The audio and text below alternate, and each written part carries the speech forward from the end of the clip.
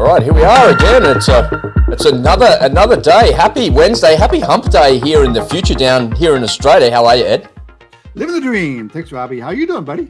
Yeah, I'm really good. Yeah, great to see you, man. It's been a busy 24 hours. There's a lot been going on in my world over here. I started my day with you at 5:30 in the morning yesterday, and I finished with my mate in Ukraine in the evening yesterday as well. So it was busy. It was really good to see Alexander again and to hear his views of what's going on. He's from Kharkiv, so he's 40 kilometers from the front, and he said they fire missiles at him a couple of times a week, which is pretty interesting. And he's gone to Western Ukraine. He's working on a project over there. Can you believe it? He's working on a tourism-style project.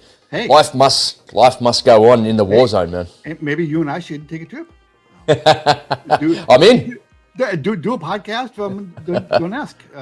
Yeah, from some, maybe from 100 miles from the front line. But no, screw that, man. Come on, look. You've been working out, man. You've been preparing for this. So I saw a great interview with Scott Ritter early on, and he was saying, why do you think there's so much misinformation out there? And the journalist was like, well, I don't know. And he said, because if you go to the front line, you'll be killed like everybody else. And he's 100% right, man. Oh, they wouldn't shoot at us. I mean, no. I put a big USA flag on my. They were, they wouldn't touch me. When I was in the army, I always figured it happened to someone else, man. Yeah. Well, I think you nailed it yesterday. We were talking about not normalization, right? You kind of have to think that way, I assume. Because if you thought you were going to die, you wouldn't be able to live. You wouldn't be able to get up in the morning. That's it. It's going to be happening to somebody else and not to me. Well, ladies and gentlemen, as Ed's phone goes off there, and have you got a hold of that for us, pal? Trying, man.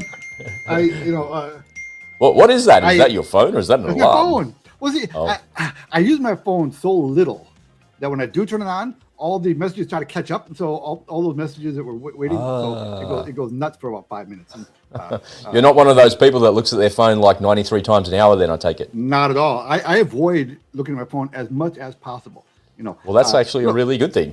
Look, I could probably launch, nuclear missiles with this guy if I wanted to, but I use it for phone calls. That's it. But everyone else sends me text, all this junk stuff, right? It just doesn't matter. I mean, how much erectile dysfunction drugs does the guy need to take? Come on, man. It's only spam when you're not reading it, right? Something like that. Ladies and gentlemen, welcome to The Unspoken Truth. If this is your first time here, my name's Rob Bruss, and I'm joined by my co-host in Minnesota, Edward Anderson. We like to look at the mainstream news stories and peek behind the curtain. And I've got a doozy for you today. Bird flu in Brazil. But I got a second part of that about government censorship in Australia as well. I'm going to shine a spotlight into a deep, dark hole that hasn't been looked at for a little while. And for some reason, people have got really short memories and seem to have forgotten about all of these things and all of the censorship that happened, particularly here in Australia, which was akin to something out of the Stasi East Germany in the couple of years that we experienced the last pandemic. And it seems to me that when I look at the war in Ukraine, I see the government and the military, what they call shaping the battlefield, meaning they're taking all the command and control of the enemy out. They're trying to destroy their logistics and their supply chain. And it looks to me like the government are trying to shape the battlefield of the next pandemic. And it's very, very scary to me because previously we didn't have a pandemic. We hadn't had one since the 1918 pandemic. And then all of a sudden we've had one in that.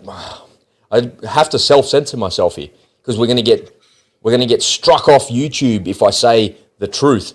Ladies and gentlemen, that's why you've got to come on over and listen to The Unspoken Truth on Rumble. And you're going to have to join us on Telegram as well. Please take a look in the description below and all of the links are there to join us. Come on over to Telegram and join us there. And I'll tell you what I really think about this without being struck off YouTube. You have to play within the boundaries of what they give you. It's not my platform. I can't say whatever I want to say in here. I understand their rules, their terms and conditions, but man, oh man, the unspoken truth is literally unspoken. You're not allowed to say it. And it's a tragedy that we have to self-censor ourselves like that. So Ed's going to talk about what a real recession looks like as well. And it might not be what you think. He's been fortunate enough to live through a couple of these things. I've also lived through a few of them as well, and I know what they actually look like. And the government seems to want to change the definition of these things and change the way that history is written for some strange reason. I don't know why they would want to do that. They want to erase the sins of the past so we can look forward to the utopian future with AI and green energy and white robes where we sit around drinking green tea all day, pontificating on how the universe should actually be, but it's just absolute total garbage. And the fools that actually want that are only the people that want that. They want that for us, but none of us want that. It's very, very strange. But let's get into today's show. Ed, have you got any opening remarks for me, mate? Anything that you want to kind of share before you kick off? Yeah, just a special shout out to everyone in my Hey Ed WhatsApp group.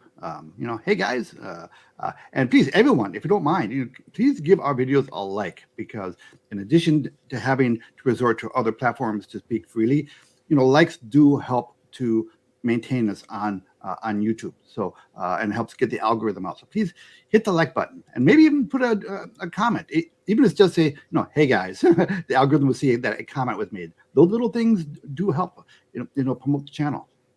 I see Prash has dialed in from, our good friend Prash dialed in from the UK. And hey Prash, as we go through these lives that we do for about 60 to 90 minutes every day, I see people kind of filing in and filing out. They watch for 10 minutes and then they're kind of gone. Don't forget, ladies and gentlemen, that each one of these shows is split up into segments after the fact as well. So make sure you come on back to the YouTube. If you want to continue watching something but you didn't have a chance to do that, you'll be able to catch the full segment there. I'll cut them into 10-minute clips for everybody there. And if you're on your commute or you're out and about, you can always get a bit of unspoken truth in your ears via Spotify and Apple Podcasts or your favorite podcasting app, because we're live over there a couple of hours later. We're not live over there, rather. I download the live that we do here and I upload that into the relevant podcasting apps, which goes out a couple of hours later as well. So you can always get the podcast. We're nudging up against 200 over there, I think it is. So there's a lot of podcasts that have happened there. We're nudging up against 150 videos here on the channel as well. That'll happen in the next couple of days. So there's a lot that's happened in the last 2 weeks. It's a huge amount of work and we're really gathering some momentum and we can't do it without you. But let's get into today's show. You might have seen some of the news floating around in your social media about bird flu in Brazil. Let me share my screen here with you so we can have a little bo peep at some of the narrative and the headlines, and I'll share with you exactly what's going on. So Brazil declares a 180-day health emergency amid avian flu cases in wild birds. So apparently there was 8 birds that were caught with this thing, and this is apparently a highly contagious virus. So the reason that this matters is because Brazil is the largest exporter of chicken meat in the world. So there's a whole range of implication that actually has. But I just want you to pay attention to these headlines, how they're almost identical. But at the same time, how else would you want the headlines to be if the government is putting out a press release about what it is that they're doing? But look how close that they are. Brazil declares 180-day animal health emergency. Brazil declares animal health emergency over bird flu. And just going to be careful here because it says emergency over, but it means emergency is over bird flu. Brazil declares animal health emergency. See how they're saying all the same things? So this is the narrative in real time, folks. Brazil declares 6-month emergency after avian flu. So look at the word emergency. 1, emergency. 2, emergency. 3, emergency. 4, and 4 different places. Have we got 5 out of 5? 5 out of 5. There we go. Brazil declares 180-day animal health emergency amid avian flu cases in wild birds. So this is a very, very scary proposition. And for me personally, I think it's something that is, the reason it's scary for me is not because there's a potential for another bird flu. The reason it's scary for me is the massive government overreach that we've seen. The overreach that we've seen in the last couple of years is just beyond anything that you could ever possibly imagine. And they've tried to control the narrative. Let me just try and play a video here for you just let me know, Ed, if you can hear this video. So I'm not sure if you'll be able to hear it. If you can't hear it, I'll just kind of share exactly what it is. So let me know if you can hear that. Can you hear that, Ed? Nope. No sound. So that's a report with Chris Kenny and Senator, his name's Senator Alex Antic. So for some reason it's not showing the sound there. That's an issue on my end there. And what's come out in the last couple of days, there's a report on government censorship, and it's been shown that the Australian government had censored social media, so Facebook, Twitter, and Instagram, and they'd done that on more than 4,000 times over the couple of year period that we lived through COVID. So essentially what that means, so let me just say that again. The government censored more than 4,000 posts on Facebook, Instagram, and Twitter over that period. So when you say who is the government and what is it that they're doing, so somebody in government has come to work and their job is to sit there all day and scroll through their phone or scroll with their mouse wheel on their computer looking for this so-called disinformation or misinformation about this. And the minute that they see it, they copy and paste the link and they send it to the backdoor portal of Facebook, Instagram, and Twitter and say, take that post down now. And the reason that the government, well, here in Australia, we're not censoring anything, we're not doing anything, but it's come out that some bureaucrat, some deep state bureaucrat has been told to get rid of those posts. But who is that person that was responsible for that? Or who are the team of people responsible for that? Who are the team of people that decide they're the arbiters of truth? And this is akin to book burning. You're not allowed to read that book. Get it out the front. We're going to have a big bonfire. If I see you with that book in your house, we're going to burn it down. There's no religion in China. There's no religion in North Korea. There's no religion in communist countries, because people who have free thought and free expression of thought and to worship at the gods of whoever they want to worship at means that they're not worshipping at the gods of communism or the gods of socialism. And here in Australia, we've seen that massive overreach. I just want to know who the arbiters of truth were, because it turns out that every single thing that they did was wrong and was a lie. So it shows that the arbiters of truth in government are liars, and these people will lie and do anything that they can to get you to be compliant with what they need you to do. And this is overreach at a scale you just couldn't possibly imagine. And nobody is saying anything about it. There's one report by one senator on all of YouTube about that, and everyone just goes, oh yeah, whatever. But then I show you in 5 different tabs on my computer in less than 5 minutes of searching for a headline that government in Brazil is doing the identical thing. The identical thing. So they say it's H1N5. That's the strain of bird flu that they're talking about, H1N5. When you read the articles, that's what it is, right? And when you look at it, they show you all of these medical images of, somebody they're doing things in a laboratory, like they're testing or whatever, right? But what they never show me, they never ever show me, and I've still to this day never seen it. What does it actually look like under a microscope? Have you ever seen it? Or have you only ever seen a computer animation of a ball with spiky things on it there? I've never seen it under a microscope. Ever. Never. Ever. Let me say it again. I've never seen it under a microscope. And no one has ever shown it, because the arbiters of truth won't allow you to see it. Because the arbiters of truth will tell you that it's real, and I'll keep telling you that it's real until you believe me that it's real. And we see these government narratives happening all day, every day in plain sight. There was 2 that happened, well, maybe this is a bit kind of more extreme, because the first casualty of war is truth, of course. But when we look to Ukraine, the Russians have clearly taken Bakhmut, but President Zelensky, when asked at a news conference, what's going on with Bakhmut, and he said, oh, it's a tactical victory for us. I'm like, are you kidding me? You lost a city that had 80,000 people and it was being destroyed and burnt to the ground. You've lost it, and you're saying that that's a tactical victory? Yesterday, there was Russian troops, apparently, driving over the border into Belgrade in American Humvees and MRAPs.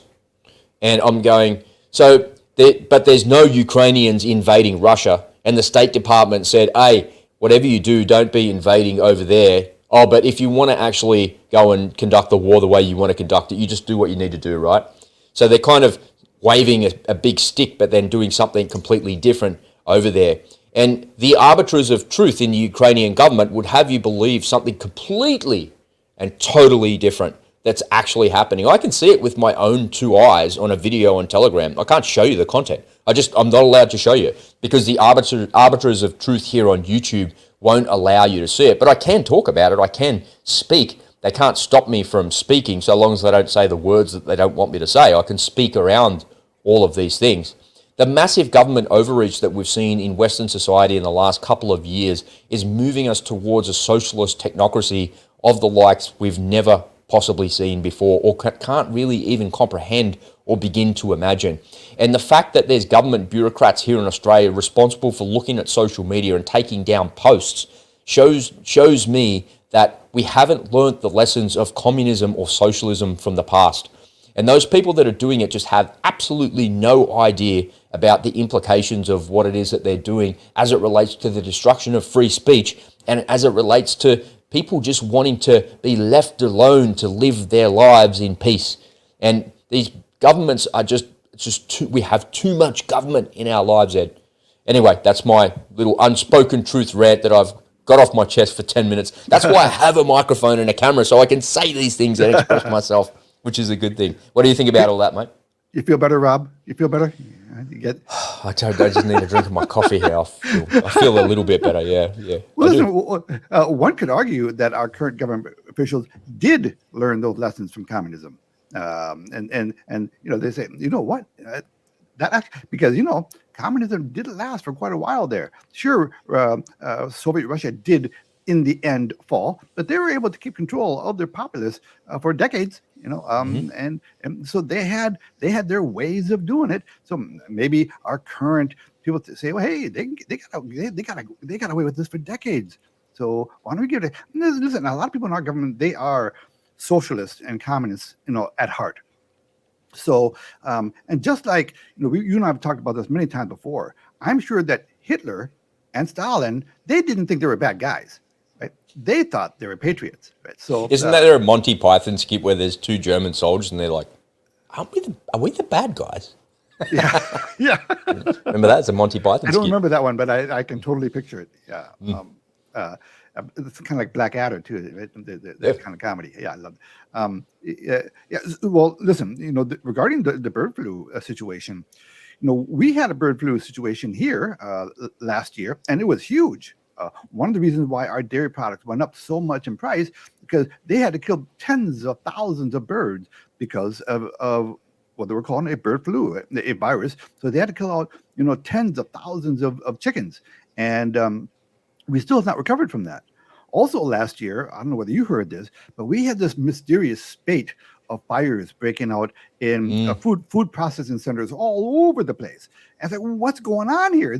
What is one big, massive coincidence? No one has ever I've never heard an actual answer to that. Was this some kind of coordinated attack that's not being reported on? Is anybody investigating this? Or is everyone just assuming that it's all coincidence? Here's the thing about all of that, right? So those giant fires are undeniable because you can see the footage of a giant building on fire, right? This bird flu thing, what you'll see when you look at those things is you see like B-roll footage, somebody scanning along like battery chicken hens or, some guy in a white hazmat suit walking through the battery chicken hens where they are, but they probably walk through there all day, every day because it's a dirty place and you've got to be covered up to work in an environment like that. But you'll never know if they went away and killed 20,000 birds on one farm. You'll never know if that's actually true or not. But the narrative is so unbelievably alarmist when you see, they killed 20,000 birds on one farm today. You go, is that a lot of birds? Well, I don't know. Maybe they got 400,000 birds on their farm and it's just like a little piece of it. Like, who knows? It sounds like a lot. I don't know enough about farming or about how these things work to actually say if this is good or bad. The point is, I can't do what Ronald Reagan told me to do, which is trust but verify. I can trust what they're saying is from a good place and their intention is good, but I can't verify anything that any of these people say. is it actually H1N5? I don't know. You won't show it to me under a microscope, and you won't show it to me how it looks as it compares to H1N4 or H1N6, or the different variants of it out there, or the variant that you built out there to destroy humanity. You're not showing me against any of those things. So I just don't know. I can't believe I don't believe it. I don't believe them. Well, good. Well, you're in pretty good company, because more and more people distrust the government, and according to polling, they distrust the media even more. Right? So the media, who are an extension of the government. Well, yeah. So that's one little glimmer of hope out there, is that it seems like most people have caught on to it. They've caught on to the game. And most people are skeptical about things that come out of the government. And so let's hope that's true. I think it is true. I do think that most people are naturally skeptical of. I think the first knee-jerk reaction was, yeah, well, that might be true, it might not. Let me check my social media feeds. Then people go to social media. Now, even there. But if the arbiter of truth is in your social media, I know. You beat me to it, man. You're always beating me. You're always stepping on my point. Well, how do you do that then, right? So where else can we get information from? And the government are deliberately trying to scare us into compliance, so we do what they want us to do. Yep. But they're everywhere. Where they're not in Telegram. They don't really. They were in Twitter, but I see more and more things in Twitter that you just couldn't possibly hope to actually show on this platform. Well, I do believe that over the course of time, trusted sources are rewarded for their trustworthiness. I do think that over the course of time, if some guy spouts an obvious lie and never, apologizes for it, he's spouting, he's recognized as a propagandist, himself, and he might get away with that for a little while. But I think eventually he's recognized for what he is, and then they find more reliable sources. And so I do think that when you think of social media, podcasters and influencers on social media, they are true capitalists, because they have to give people what they want, right? And if they don't, people are going to find another product.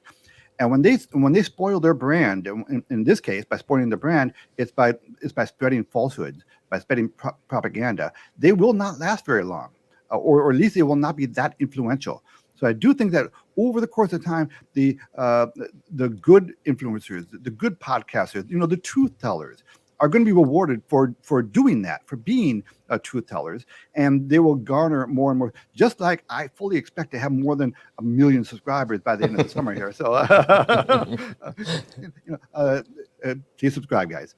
So I do think. Thank God for social media and for alternative media, because 10 years ago we didn't have this. We had to take the garbage fed to us and assume that it's true. But with the advent of alternative media, we've seen the mainstream media, their viewership is like nothing. Yeah. They are repeatedly and consistently beat by the Cartoon Network, in viewership. So I think the word is out. And do you know who Dan Bongino is? Oh, sure. Yeah, so he's a conservative Fox guy. He just lost his contract with Fox, right? And the way that he describes exactly what you're just saying, he said, the only people watching mainstream media are one-click people. And I really love his description, because if you and I want to watch Megyn Kelly, we have to go to YouTube, we have to search for Megyn Kelly. There's probably 5 versions of different things, different people called the same name. And then I find her, there she is, bang, then I got it. And it might take me a minute or 2 minutes. It might take me a couple of seconds on my phone to actually do it. But the people that watch mainstream media just get their TV remote control and go, they click it once, and it's just on in the background all day long. And that's how they do it, because they just couldn't be bothered looking for other sources of media, or, Megan's no longer on that channel anymore, whatever, I don't care, I'm just watching that channel anyway, it's good enough. And eventually that generation's going to go away. I'm in a little microcosm of that. I'll share with the audience. Okay, so on my channel, there are only a few. I don't watch TV that much anymore. I pretty much watch it for the Office reruns and maybe Just in the background. Background stuff. And then the only news channel I would watch would be Fox, and even in their case, there are only two programs I even bother watching. That'd be a program called The Five. It's kind of funny. Funny, and Tucker. Well, now that Tucker's gone, I have not turned on that channel during Tucker's time slot since he left. I don't even know who took his place. Yeah. I'm not gonna watch Jesse Waters. I mean, she's a nice guy, and sometimes he makes some really good points. But sometimes, come on, he's a bit annoying too. Yeah, he's a little annoying, little too high horsey. For me. And Sean, I align with him pretty much on. But come on, it's just. I'm sorry, but it's like fingernails on a chalkboard after a while. It's like. He's not. I don't find Sean Hannity be on a high horse. I find him to be flogging the same horse. It's like, all right, man, we get it. Move on, dude. Yeah, exactly. Come on. Do a funny Cats commercial segment or something. Something. Yeah. There's a really great YouTuber out there. I have to find him. He's a South African guy. I think his channel Zavenza or something like that. So it starts with the letter Z. I can't remember exactly.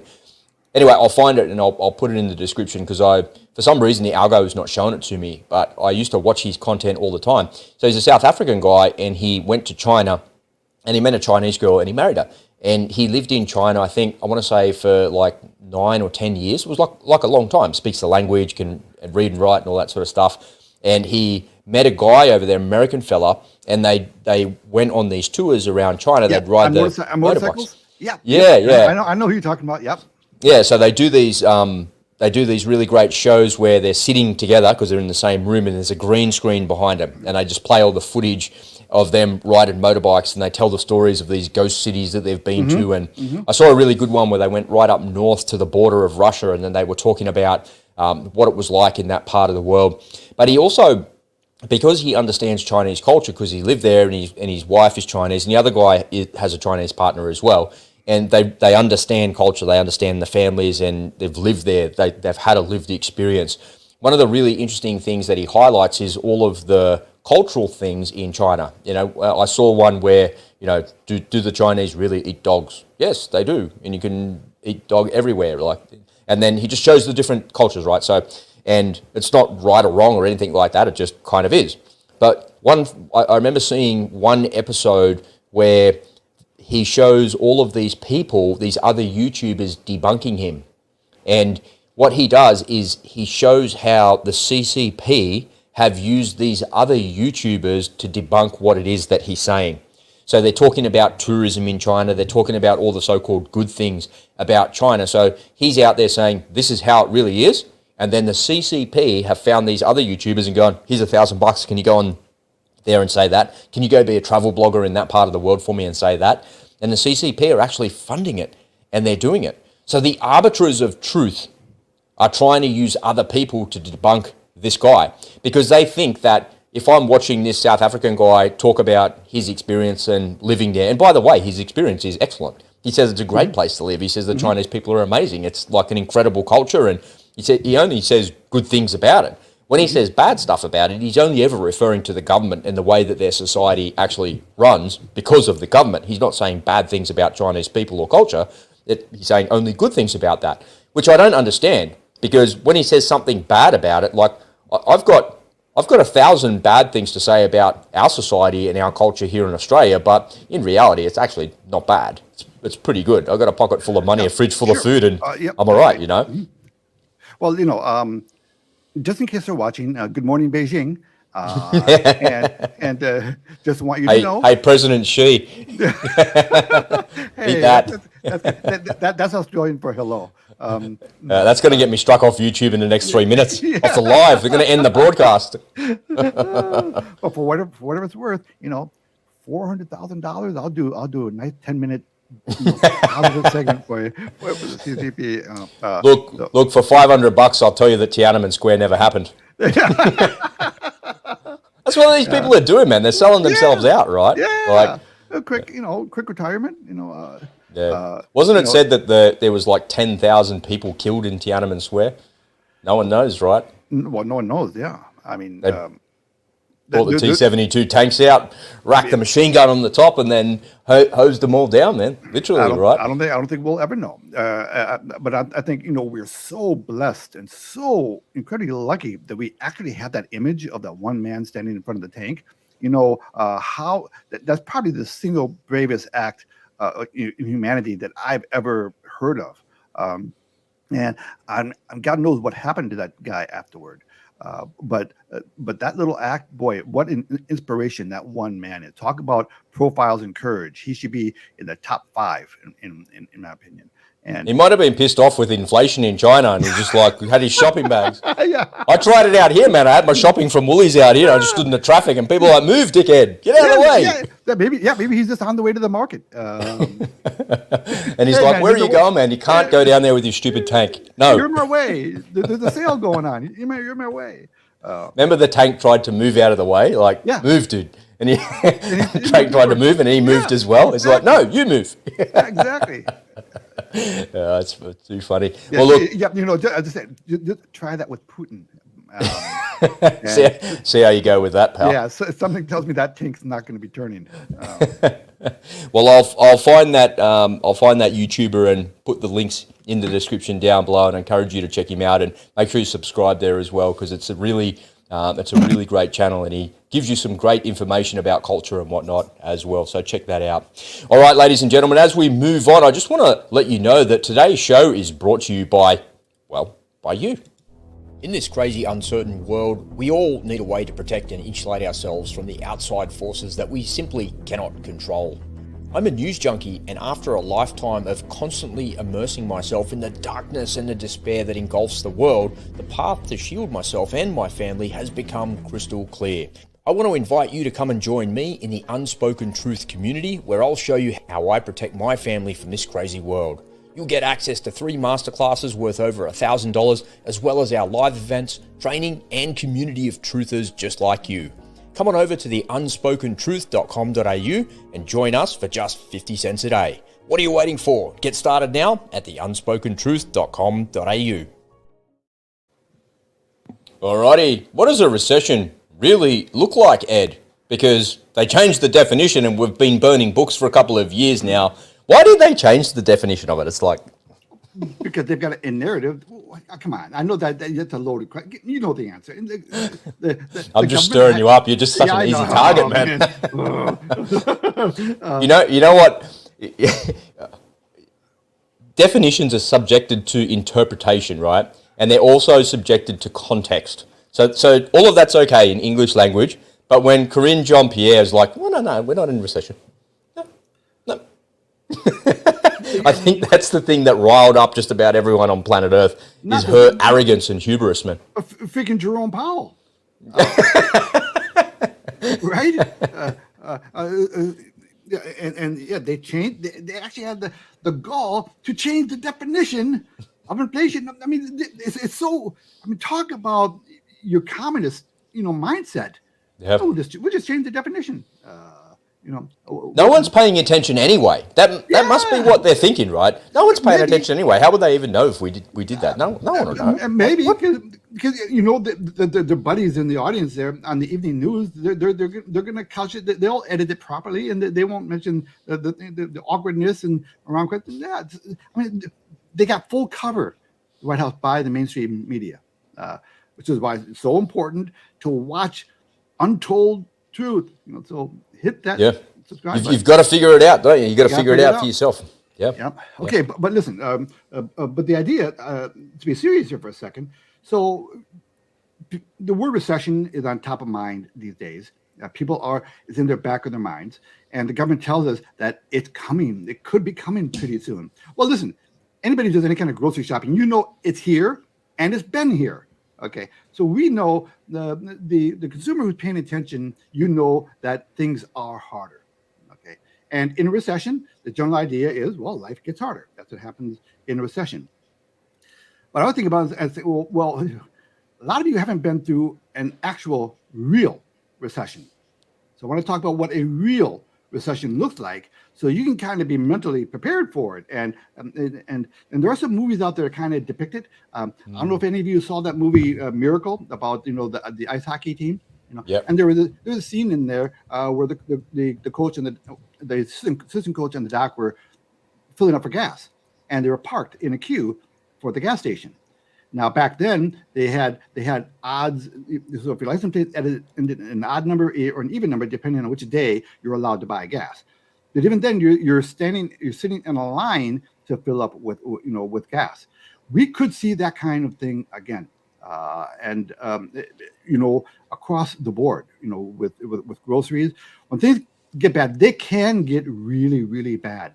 So let's take a little look about what a recession. Now, what kind of triggered my thought on this? I did see an article in Zero Hedge, and I'm going to do a screen share here.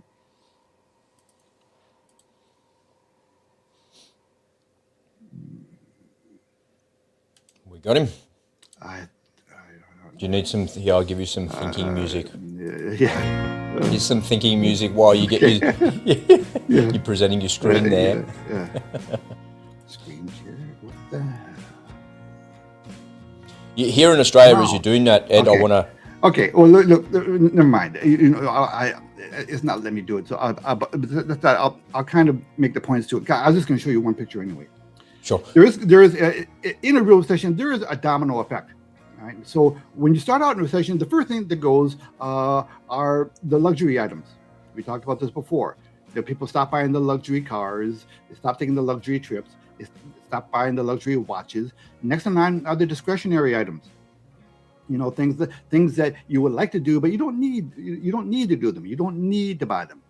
Okay, and then we start heading into bankruptcies. Because of the interest rate environment, as interest rates go up, you're going to see corporate bankruptcies increase. Well, guess what we talked about yesterday? The increase in corporate bankruptcies, up over 200% year over year in corporate bankruptcies.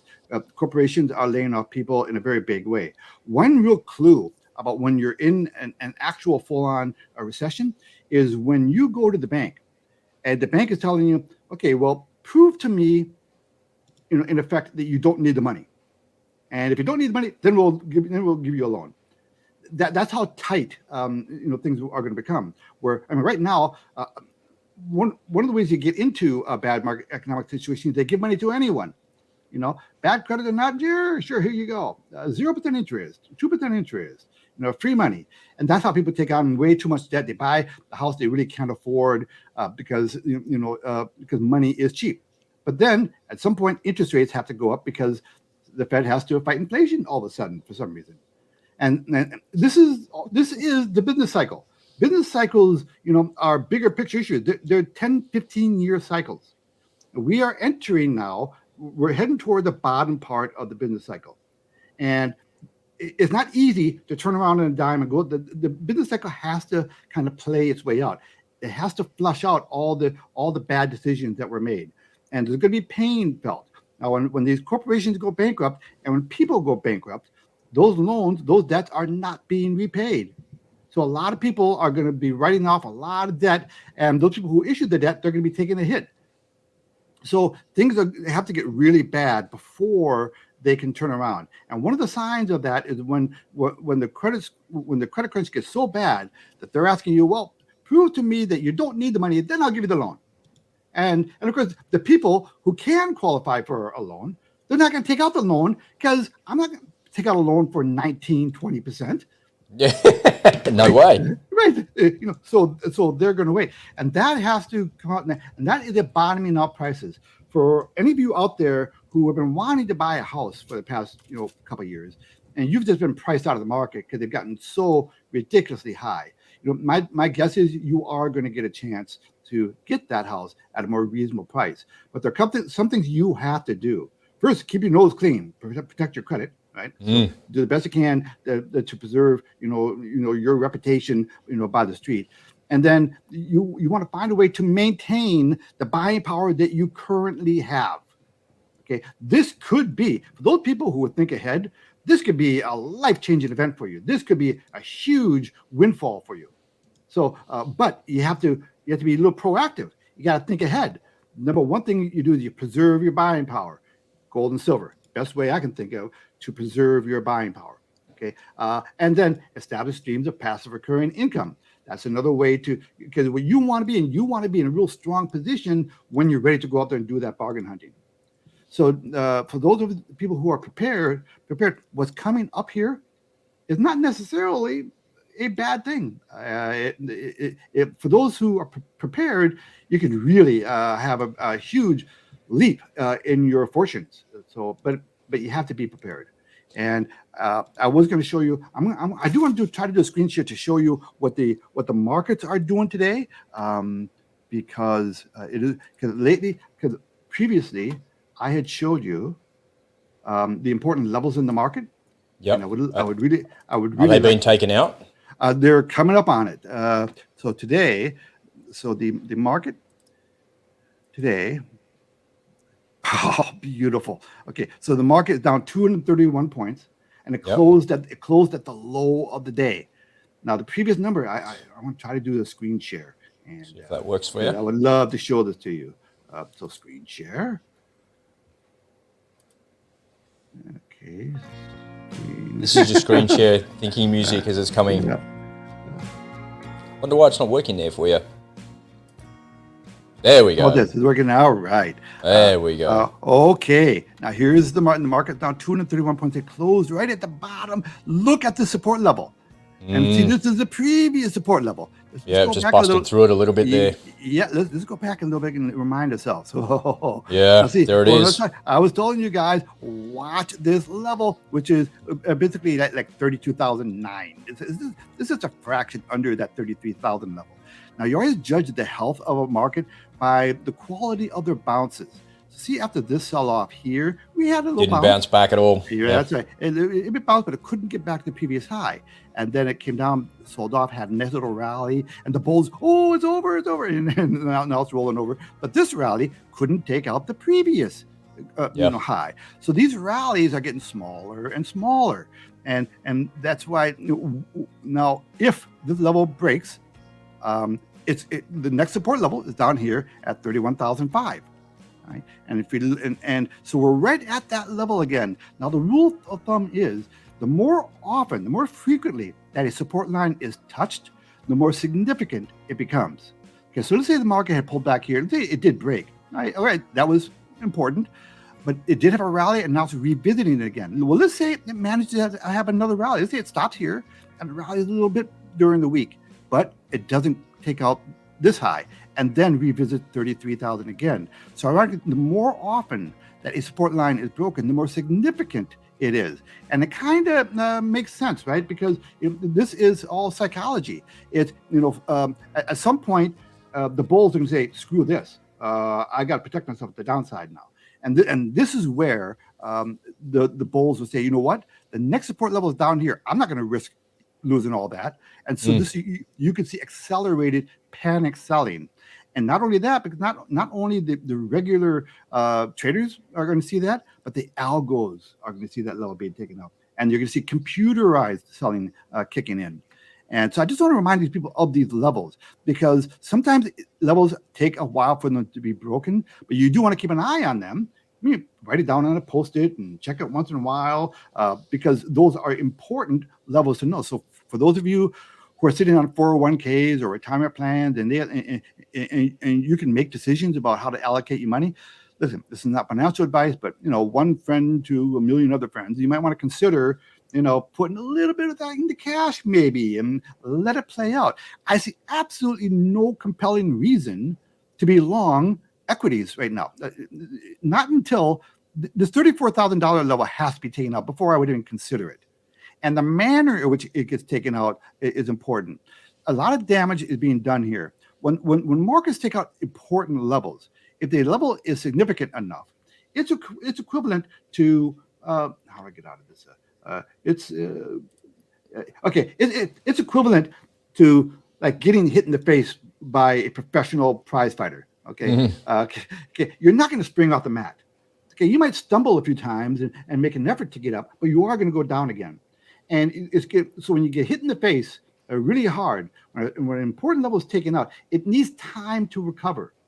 So that's what is going on here. So that's why I wanted to point out this level to remind people of these levels, because you could be in for, look, stocks don't have to go up.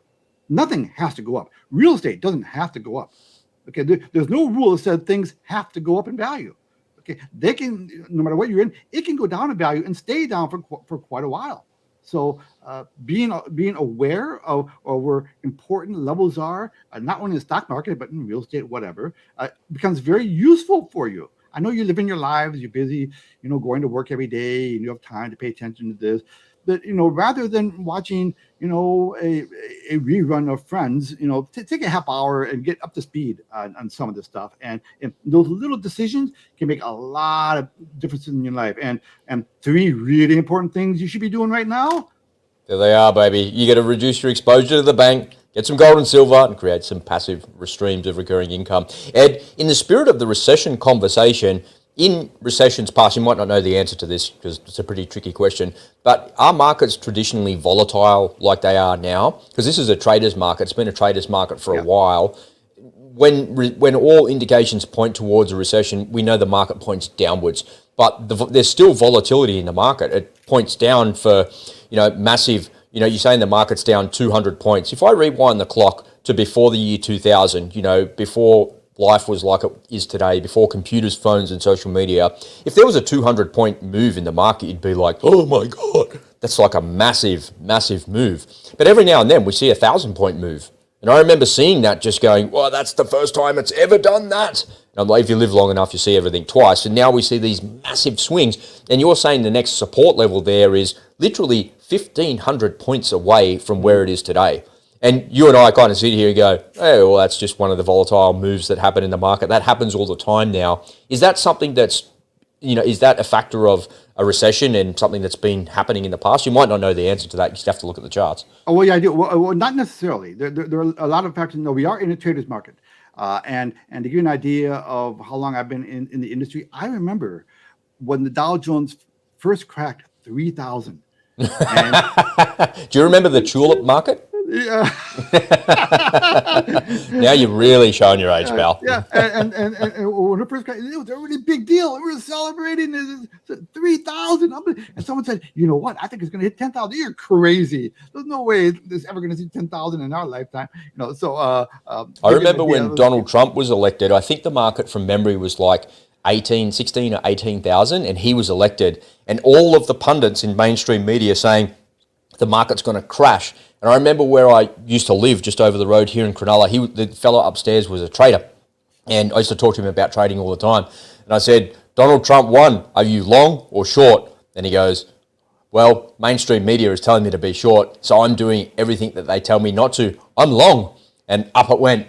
And it went to 30,000 for the first time under him. It was down dramatically for about 3 hours. And then it turned around. Everyone went, no. And then it just went the other. Everyone was like, what a load of shit. Well, the commerce head said, well, look, I want to make money. So they started looking at reality, at what he actually represented, and it rallied. Yeah, that's a whole other argument. But circling back to your question, though, so these days we are in such a headline-driven market.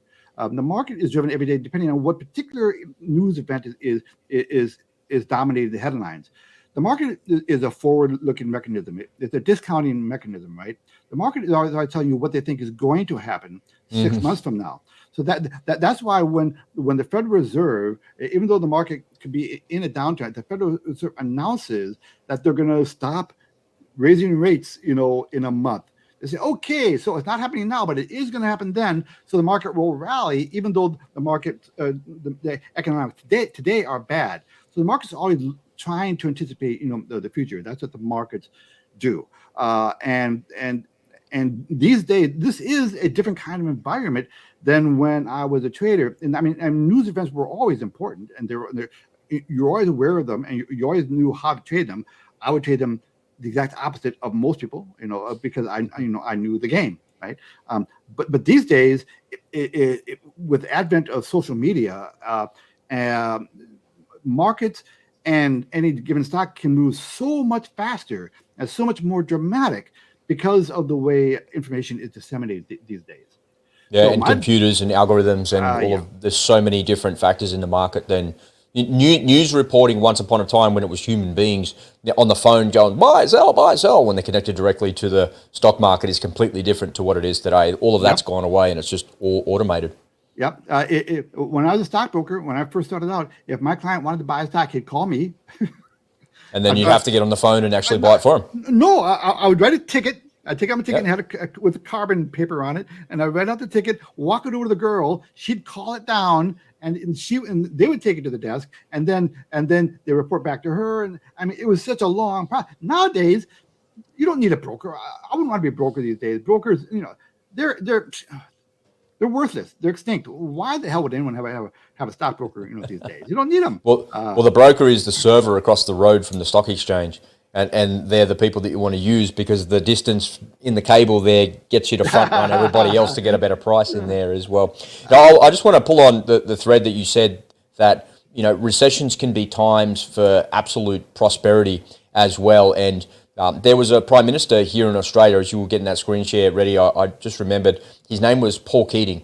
And for some reason, I seem to live in the electorates where the Prime Ministers live. So ScoMo is this electorate here. And Paul Keating was where I grew up in the Blaxland electorate. And he was like one of the most hated Prime Ministers in Australian history. He was like an awful person. And, he was the treasurer for a long time. He was just awful, just a horrible person. And one of those really smug politicians. And we were in a recession while he was the treasurer. And his famous words were, "This is the recession we had to have." I'm like, no, man, you're the treasurer. You're the one that mismanaged the economy, which caused the recession. We didn't have to have it. You caused it. And people just don't take responsibility for themselves like that. I wanted to show you something as well that kind of ties into what you were talking about with the recession. So let me just show you this. Have you seen this? Did you see this yesterday?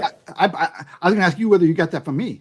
No, I saw this yesterday, and as you were doing your little thing there, I kind of dug it out. So for the people that are just listening, this is a sign on the NatWest Bank in, I believe, in the UK, and it says, "Looking to withdraw cash? Our primary aim is to keep customers safe and secure, and our branches follow our processes carefully to achieve this.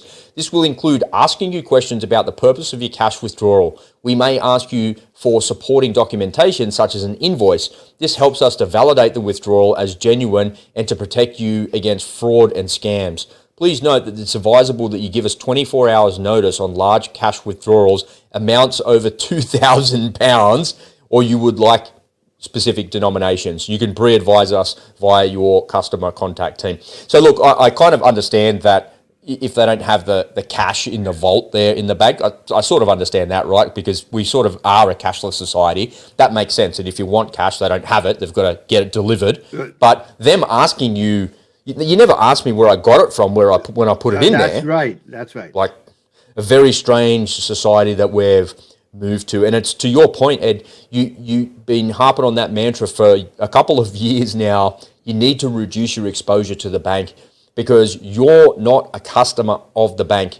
Your money is not as safe as you think there. Over the last couple of years, they've been talking about passing laws, the bail-in laws. There won't be any more bailouts of banks. And there's 4,216 banks in the United States. Over the GFC, there was a couple of hundred of them that went away. But in 2023, the three banks that have gone away and collapsed are worth more. The denominations and the dollar amounts are worth more than all of the GFC combined. So when we start to see these collapses actually happening, the Federal Reserve is not going to have enough money or enough smarts, or they can't twist themselves into a pretzel tight enough to actually solve that problem. So the government passed the bail-in laws there in the United States, which means because you're not a customer of the bank, you're strictly speaking a creditor of the bank, they can use your deposits to fix the problems that they created for themselves. So that means that your money isn't as safe as you think it is there because they can use it to pay off their debts and to fix the problems that they've got. So you need to limit your exposure, folks. You need to get as much out as humanly possible. And it's not financial advice, it's just a fact.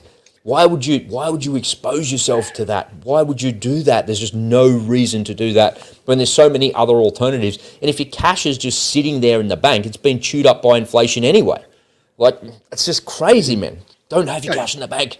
No, yeah, good man. Yeah, the Bail-in laws. That's a product. That's a child. That's a brainchild of the BIS, so it wasn't invented in the United States, but it's been adopted here, just like it's been adopted in the UK, Canada, and many other countries. Was it adopted there? I think it's adopted in Australia too. And it's legalized theft. They have right. It's government backed legalized theft. And for those of you who think that you have money in the bank, sorry guys, I hate to break it, you don't have money in the bank.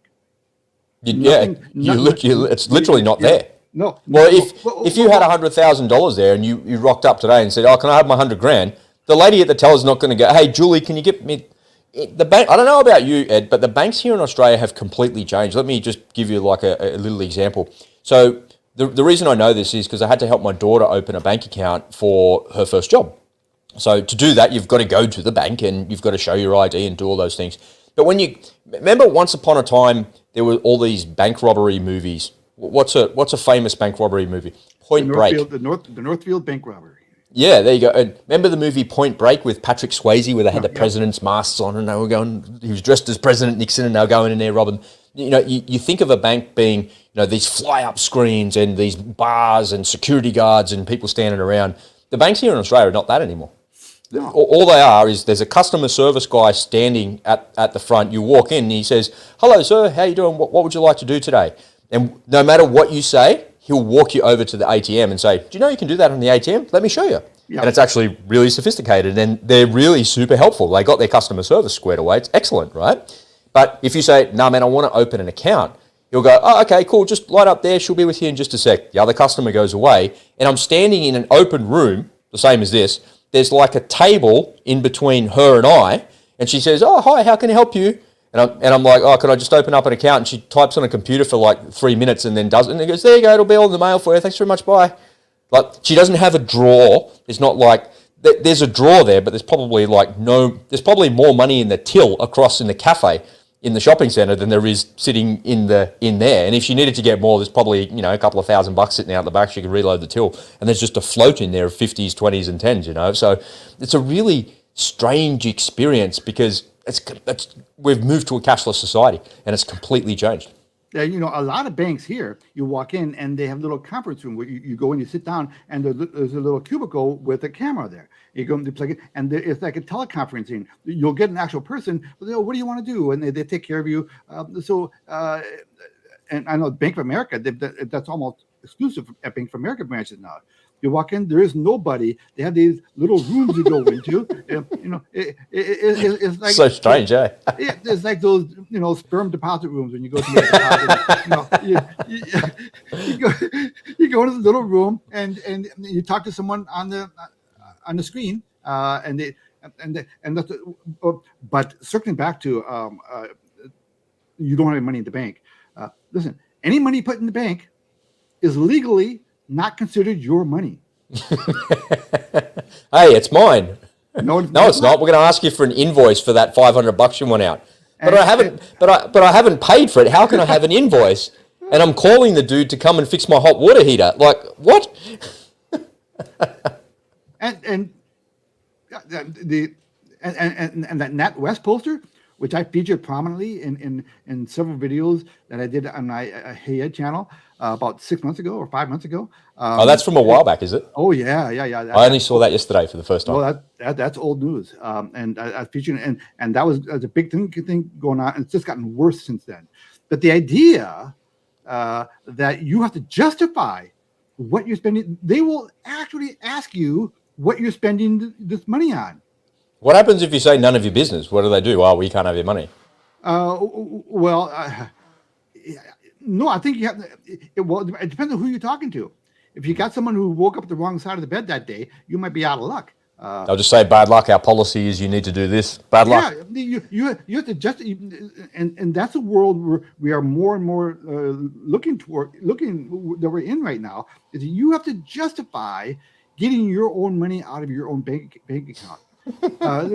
First of all, because my son went through this recently when I finally convinced him to reduce his exposure to his bank, and he went in and they asked him, what are you going to do with this money? First of all, he couldn't get it all out, right? He had to come back a week later. Over a few days, yeah. And he's only pulling half of his money out. And they still made him come back a week to get the chunk he was asking for. And they asked him, and so I told him that if they ask you what you can do with the money, tell them that you owe your old man some money and he wants cash. Just say, tell them you're paying off the terrorist that took your daughter hostage. Me being a smart ass, I usually say something like, "I got a really expensive hooker coming over tonight," or something. What's it to you? I'm starting a bonfire tonight and I need some kindling. I would, Can I have some of those bank brochures to go in there, please? Yeah. Yeah. Oh my God. But listen, all kidding aside, people have to understand these basic things. Like the money in your bank is not legally considered your money. Okay. And when you want to get your money out of the bank, you're going to have a hard time getting a substantial money out in one shot. So you got to plan ahead. You can't just assume that you're going to be able to walk in your bank and get your money up. Unless it's, $1,000 or less, chances are no. So you have to plan for this. And if there's a bank run on your bank, you got a large amount of money, you might be able to get in the door in the first place. Yep. But bank runs have happened this year, to remind you guys, with short happened memories. This year. That's right. This year. So bank runs have already happened this year. There are going to be more. And the day that it happens and you did not get your money out, you're going to be writing me emails saying, "Ed, I should have listened to you." And I don't want to get those emails. I want to get emails saying thanks for giving me a heads up. Well, it's what we talked about yesterday when we were talking about normalcy bias, right? The normalcy bias is where you just don't see those things actually happening. So I never see these things to be an actual problem. So if it hasn't happened before, it can't be a problem for me now. But the reality is it is a problem and it can happen, and it may happen to you as well. So ladies and gentlemen, make sure you do what you need to do with your hard-earned money so it doesn't get stolen by an evil bank or mismanaged by a stupid government. Ladies and gentlemen, that wraps it up for the show today. Thank you so much for joining us. If you're not following us over on Spotify or your favorite podcasting app, please head on over there and look for The Unspoken Truth. And don't forget to come on over to Twitter, Telegram, and Rumble and follow us there, particularly over on Telegram, where we can share some R-rated content and talk about things that we won't be censored for here on this platform. Ed, have you got any closing remarks before we pack it up today, mate? Nope. No, you never got a closing remark. I'm going to have to think of something at the end of the show. You're going to have to come up with a quote that inspires people for the day and leave them with a bit of inspiration. Oh, that's coming. That's coming. I mean, okay, I'll give you one. Motivation is a scam. We'll talk about that tomorrow. Motivation is a scam. All right, I'm looking forward to seeing that one. Motivation is a scam. That's all right. Let's wrap it up and get out of here. See you tomorrow, Ed. Bye for now, mate. Okay, bye.